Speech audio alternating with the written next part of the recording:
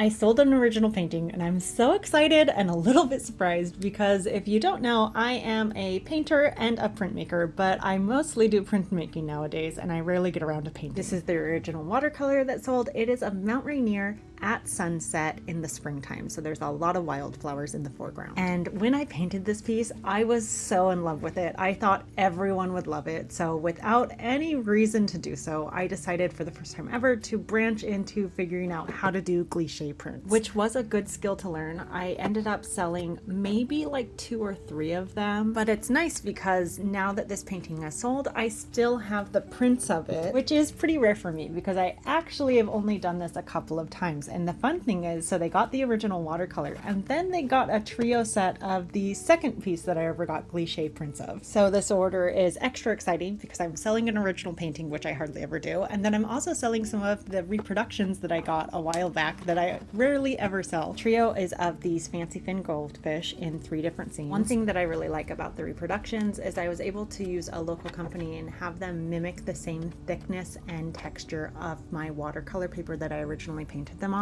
For thank you gifts on this, I did a whole big random assortment of stickers that had some animals on them. And then one of my favorite book page prints that I've been holding on to for a long time for a special order. It is a portion of the scene from my Halloween piece that I did called I'll Rest When I'm Dead. It is of a skeleton doing yoga in a graveyard with some very helpful cats who are observing and also helping keep the pose. It is hands down one of my favorite pieces that I've done recently, and I feel like it's a perfect thank you gift to throw in this order. For packaging this, I thought about it for a little while, and I think the safest way for me to do this is I'm wrapping up each component individually using tissue paper like I normally do for shipping things, but I'm adding more backing boards than I normally would for each component. And then I'm going to actually include the mat that I had with my frame for my original. This means I won't be able to immediately use the frame right after I package this up, but I think it's worth it because it will look really nice and polished and it will help protect it in transit. After everything is wrapped up in tissue paper, I'm going to do another layer of protection that will also help stiffen it, which is wrapping it in glassine. I purchased a whole giant roll of glassine with the idea that I would use it to wrap up things instead of plastic as much as possible. I usually only break it out when I'm really worried about a piece, so like when it is shipping internationally, or this piece because it is literally the largest size I will ship